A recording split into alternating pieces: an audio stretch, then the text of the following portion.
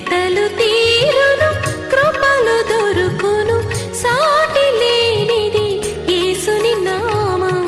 యేసునామమే మధురం, మదిలో తలచిన ధన్యం. యేసునామమే మధురం. ప్రభువునందు ప్రియమైన దేవుని బిడ్డలారా, నేటి వాక్య ధ్యానం కొరకు ప్రార్థన చేసుకుందాం. మమ్మలను మిక్కిలిగా ప్రేమిస్తున్న మా ప్రియ పరలోకపు తండ్రి, మీ పరిశుద్ధ గణనామానికి వందనాలు, స్తోత్రాలు చెల్లిస్తున్నాము. నేటి వాక్య ధ్యానం ద్వారా మాతో మాట్లాడమని ప్రార్థిస్తున్నాము. యేసు దివ్య నామమును వేడుచున్నాము. Amen.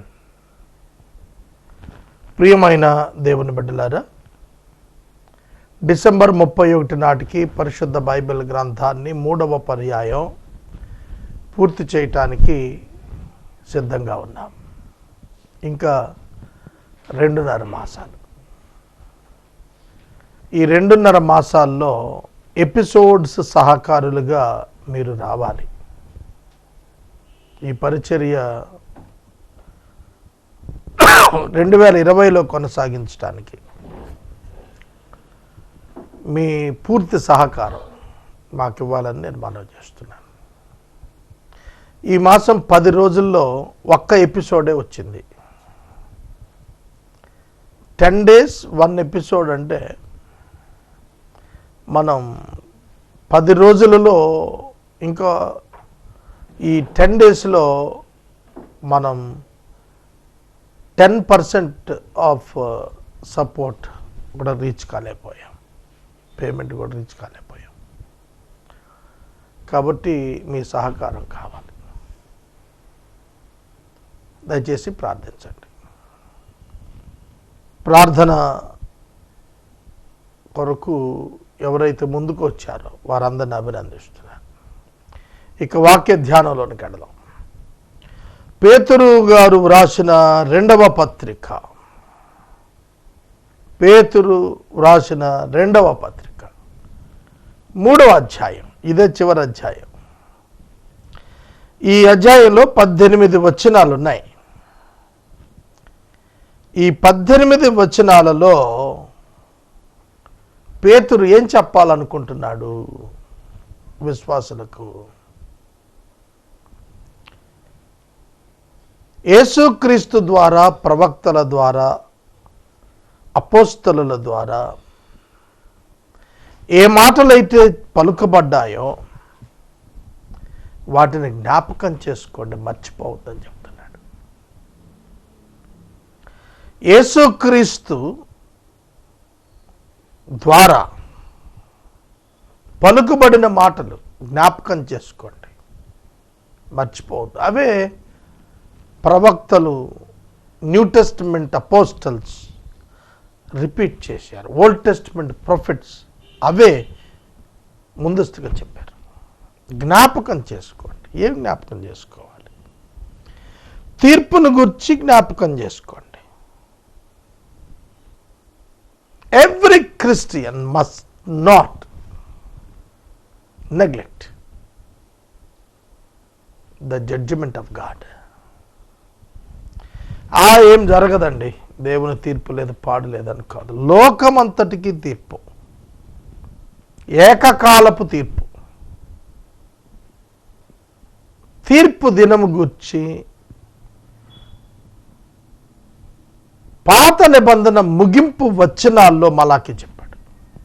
The last chapter of the Bible in new testament, in old testament, in the book of Malachi explains about the wrath of God and the judgment of God.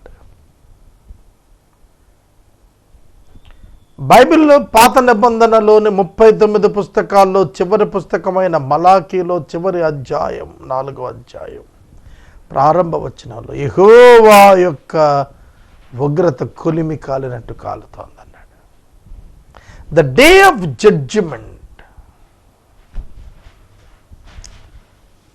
కనుక క్రైస్తవుడు తీర్పు దినం గురించి జ్ఞాపకం పెట్టుకొని కొంచెం జాగ్రత్తగా వినాలి. వాక్యం ఇక్కడ చాలా మెలుకుంది. తనకు సంబంధం లేని తీర్పు దినాన్ని గురించి తానెందుకు జ్ఞాపకం పెట్టుకోవాలంటే ఈ మనుషులందరూ మనకు వ్యతిరేకంగా ఎందుకు ఇలా ప్రవర్తిస్తున్నారో ఆ తీర్పు దినం డిసైడ్ చేస్తుంది. అందుకు గుర్తుపెట్టుకోమన్నాడు. తర్వాత మరొక విషయం మర్చిపోవద్దు అన్నాడు. అదేంటంటే ఆయన రాకడ. ఇవి క్రానలాజికల్గా చెప్పలేదు, ముందు వెనక్గా చెప్పాడు. కానీ ఆయన రాకడ గురించి మర్చిపోవద్దు అన్నాడు. ఒక సంగతి మర్చిపోకండి, ఆయన వచ్చి తీరుతాడు. ఆయన వస్తాడు. మనుషుల తీర్పు, ప్రభువు రాకడతో పాటు 3 సృష్టి నాశనం. సృష్టి నశించిపోతుంది మిక్కుటమైన వేండ్రంతో. ఆదికాండం 1:1 ఏదైతే చెప్పాడో, ఆది యందు దేవుడు భూమి ఆకాశములను, ఇంగ్లీష్ బైబిల్ తర్జమా, హీబ్రూ బైబిల్ తర్జమా, ఆకాశములను భూమిని ఏం చెప్పాడో అది రగిలిపోయి తగలబడిపోతుంది.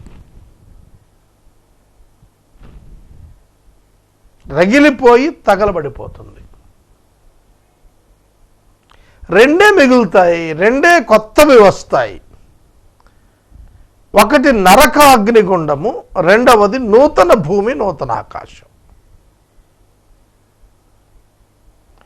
నూతన భూమి నూతన ఆకాశం మీదకు విశ్వాసులు వెళ్ళిపోతారు. యేసును నమ్మిన వారు వెళతారు, యేసును అంగీకరించిన వారు వెళతారు, యేసును తిరస్కరించిన వారు అగ్నిగుండంలో ఉంటారు. Simple concept. చిన్న మాట, ఒకే మాటలో తేల్చేశాడు బైబిల్. నమ్మినవారు నమ్మనివారు రెండే 2 గుంపులు మానవ జాతి. అందులో పేద గొప్ప, చదువుకున్నోళ్ళు చదువు లేనివాడు, ఆడ మగ, తెలివి తెలివి తక్కువ, ఇట్లా ఎన్ని వర్గీకరణలైనా ఉండనివ్వండి, రెండే వర్గీకరణ, రెండే. ఒకటి యేసును తిరస్కరించిన వారు, యేసును అంగీకరించిన వారు. కాబట్టి సృష్టి యొక్క నాశనం తర్వాత కొత్త భూమి కొత్త ఆకాశం వస్తాయి. మీరు వీటి కోసం కనిపెట్టుకున్నారు మీరు. కాబట్టి భూమి మీద మీరు మార్పు చెందిపోండి. మీ ప్రవర్తన ఎలా ఉండాలి? 1 తీర్పు దినం ఉన్నది, 2 రాకడ ఉన్నది, సృష్టి నాశనం ఉన్నది, నూతన సృష్టిలో వెళ్ళబోతున్నాము. ఇవి మర్చిపోకండి, జ్ఞాపకం పెట్టుకోండి. ఇవాళ బైబిల్ బోధకులు సభలలో వీటి గురించి మాట్లాడుతున్నారా? వేటి గురించి మాట్లాడుతున్నారు తెలుసా? మీకు ఒక మిరాకిల్ కావాలా?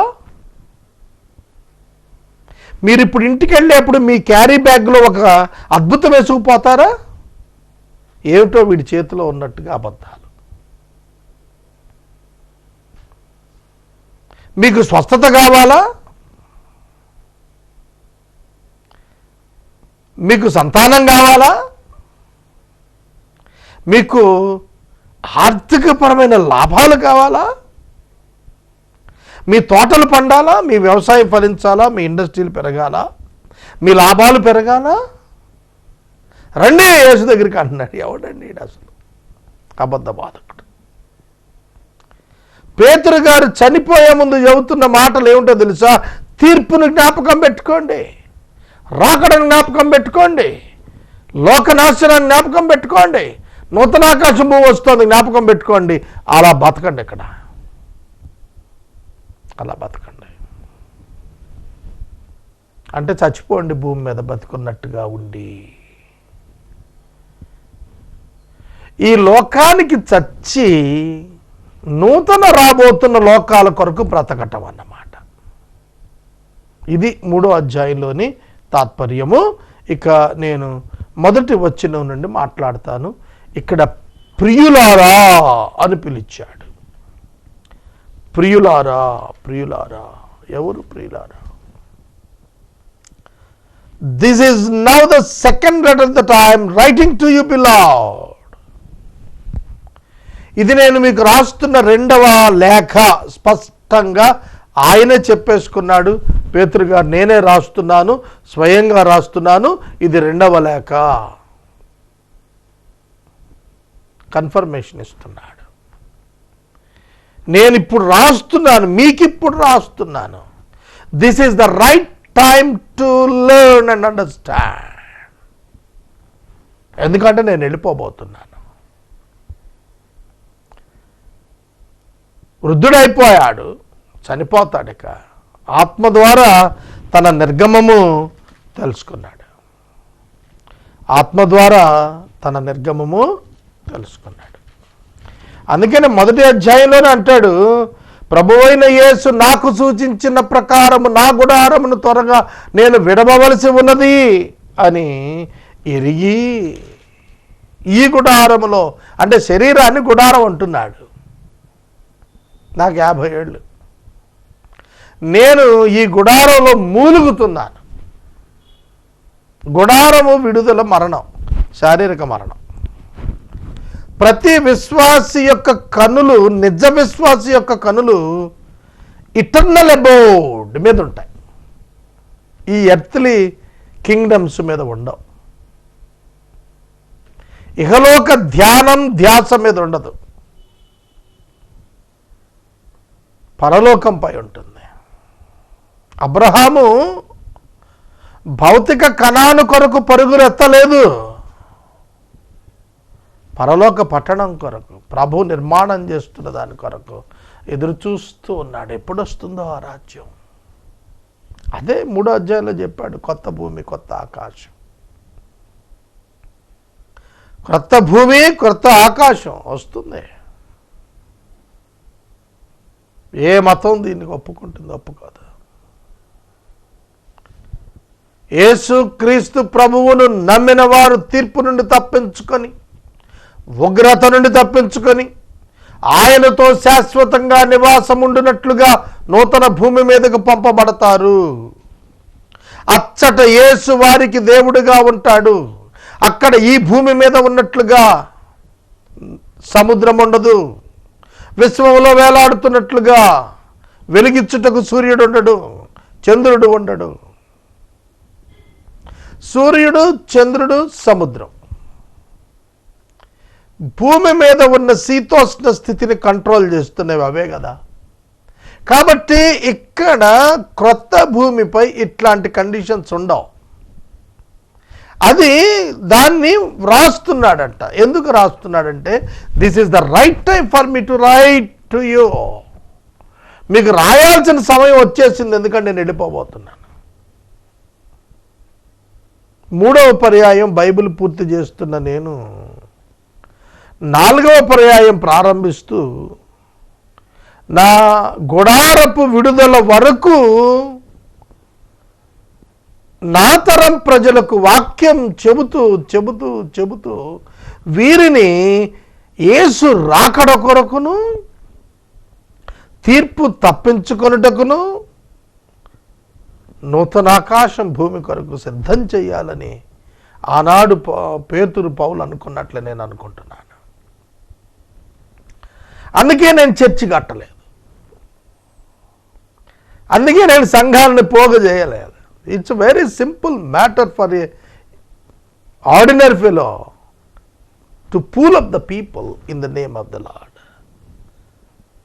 చెట్టు కింద రాయబడితే పరిగెత్తుకొస్తారండి ఇవాళ ప్రజలు, ఇండియన్స్, ఆస్తికులు ఇండియన్స్. అంటే దేవుడున్నాడు, మహిమలున్నాయి అని ప్రాచుర్యం కల్పిస్తే దేవస్థానాలు ఏర్పడతాయి క్రైస్తవులకు కూడా. కానీ అది నేను చేయలేదు. నా పిలుపు అది కాదు, నా ఒప్పందం దేవునితో అది కాదు, నా కమిట్మెంట్ అది కాదు. వాక్యాన్ని ప్రచురించటమే, ప్రకటించటమే ధ్యేయం. నా భాగ్యం 2001లోనే 97లోనే నేను ప్రారంభించాను టెలివిజన్ ప్రాజెక్ట్, శిలువ విజయోత్సవం పేరిట. ఇవాళ అది నా మరణానంతరం కూడా ఈ వాక్యం భద్రం చేయబడి, ఆ రోజు పేతురు గారు భద్రం చేయటానికి కష్టపడాల్సి వచ్చింది. ఇప్పుడు నేను కష్టపడక్కర్లేదు. శాటిలైట్లో అది భద్రం చేసేటట్టుగా పోతే అది ఏ ప్రాంతం వారికైనా ఎప్పటికైనా ఉపయోగపడుతుంది. మహాత్మా గాంధీ గారు చనిపోయినప్పుడు ఆయన యొక్క శబ్దం ఆకాశంలో తిరుగుతోంది, ఎక్కడో చోట ఆయన మాటలు ఉంటాయి, అవి క్యాచప్ చేయాలని చెప్పి చాలా కాలం ప్రయత్నం జరుగుతుంది. నాకు ఆ ప్రాబ్లం లేదు, ఎందుకంటే యూట్యూబ్ ఉంది, సీడీల రూపంలో భద్రం చేయొచ్చు, హార్డ్ డిస్క్ల రూపంలో సేల్స్ చేయొచ్చు హార్డ్ డిస్క్ కాస్ట్కి. కాబట్టి దేవుడు ఆరోగ్యం ఇచ్చి కొంత ఆయుష్నిస్తే ఆ ఆయుష్ కాలం అంతా కూడా నేను సువార్తే ప్రకటించాలనుకున్నాను.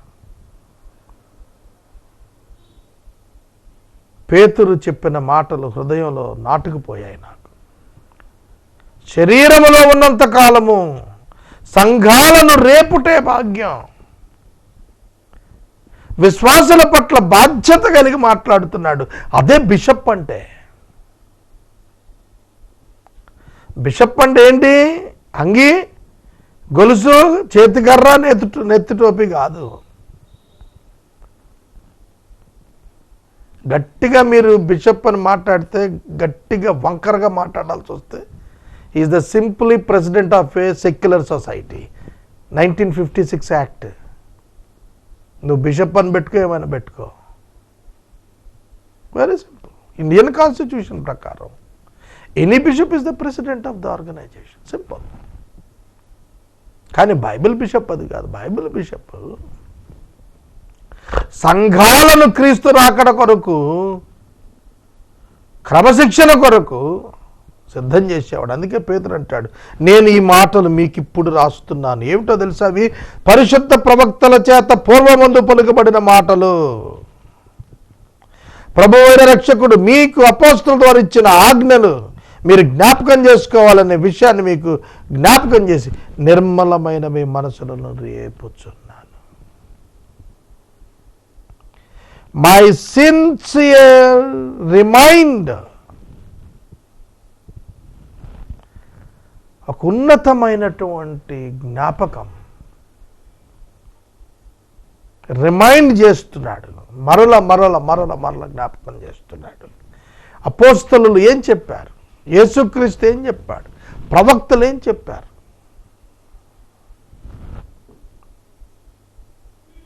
కనుక ప్రవక్తలు, పాత నిబంధనలోని ప్రవక్తలు క్రొత్త నిబంధనను గురించి మాట్లాడారు. మోషే వ్రాసిన నిబంధన పాతగిల్లిపోద్దని మాట్లాడారు. ఇర్మియా గ్రంథంలో క్రీస్తు పూర్వము 580 సంవత్సరాల క్రితమే ఇర్మియా చెప్పేశాడు, బాబు క్రొత్త నిబంధన వస్తోందిరా.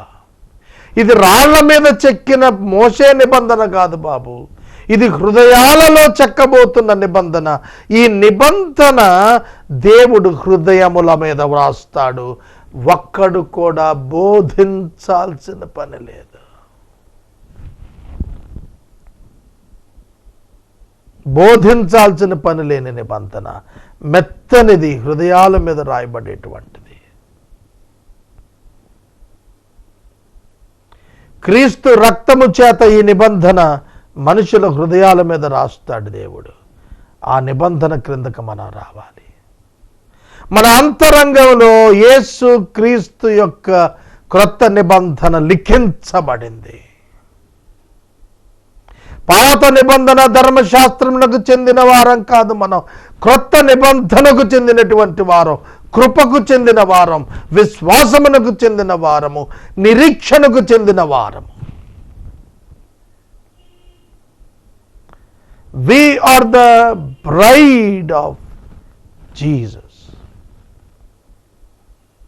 ఎఫెసీ పత్రిక 5వ అధ్యాయం చదువుకోండి. కనుక రేపుచున్నాను, మనస్సులను రేపుచున్నాను, మనస్సులను రేపుచున్నాను. కలుషితం అయిపోతున్నటువంటి ఈ సమాజంలో సత్య సిద్ధాంతం చేత మనస్సులను ప్రేరేపించున్నట్లుగా బోధించుట గొప్ప భాగ్యము. అది అపోస్టల్స్ వర్క్. అందుకే వాళ్ళు డబ్బును అంతగా నిర్లక్ష్యపరిచారు, పర్సనల్ లైఫ్ని అంతగా నిర్లక్ష్యపరిచారు, పర్సనల్ విషయాలను వారు నిర్లక్ష్యపరిచారు. తమ సొంత ప్రాణాన్ని కూడా వాళ్ళు నిర్లక్ష్యపరిచారు. కారణం ఏంటో తెలుసా? They were committed to their calling. వారి పిలుపుకు వారు లోబడ్డారు. అంత్య దినములలో అపహాసకులు అపహసిస్తూ వచ్చి తమ స్వకీయ దురాశల చొప్పున నడుచుకుంటూ ఆయన రాకడను గుర్చిన వాగ్దానమేమాయను. ఎప్పుడు రాశాడు ఇది? 2000 సంవత్సరాల క్రితం రాస్తే ఇంచుమించుగా 25 సంవత్సరాలు తక్కువ. ఇవాళ టీవీ ఛానల్స్లో పండితులు అని చెప్పుకుంటున్న వారు అడుగుతున్నారు, యేసుక్రీస్తు వస్తా అన్నాడు. ఎంత పెద్ద అబద్ధం! ఆయన శిష్యులతో చెప్పాడు, ఆయన శిష్యులు చచ్చిపోయారు, ఆయన రాలేడు. ఇది మోసం, దోక. ఇది మోసం. యేసు అబద్ధికుడు అని చెబుతున్నారు. యేసుని అబద్ధికుడు అంటే బాగోదు, కొడతారు కనుక అపోస్తలులు అబద్ధికులు. అందుకే పౌలు అబద్ధికుడు అని అంటారు. పౌలును కత్తిరించేస్తారు మహమ్మదీయులు. యేసును దేవునిగా, దేవుని కుమారునిగా రుజువు చేసే అనేక మాటలు పౌలు మాట్లాడాడు. అందుకని పౌలు అబద్ధ ప్రవక్త అంటారు. పౌలు లేకపోతే 13 పుస్తకాలు కొత్త నిబంధనలో లేవు.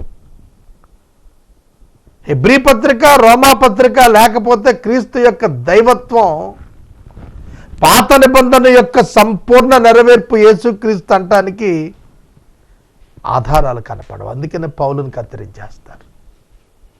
యేసును వర్జిన్ బర్త్ ఒప్పుకుంటారు, సిలువ ఒప్పుకోరు. వర్జిన్ బర్త్ ఒప్పుకుంటారు, సిలువను ఒప్పుకోరు.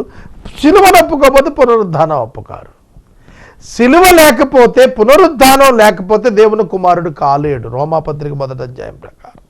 అందుకనే యూదులు కానీ మహమ్మదీయులు కానీ సిలువ ఒప్పుకోరు, పునరుద్ధానం ఒప్పుకోరు.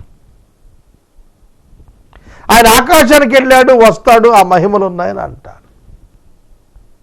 ఎట్లా పోయాడు ఆకాశానికి? రక్తమాంసాలు పరలోకాన్ని స్వతంత్రించుకోలేవని చెప్తుంటే బైబిల్, వెళ్ళిపోయాడని అంటారు, వచ్చేస్తాడని అంటారు. కనుక ఇవన్నీ కూడాను మతాల మధ్యన చిచ్చు కొరకు వచ్చేవి. కానీ వీటిని గురించి చర్చ అనవసరం, అవసరం కాదు, అనవసరం.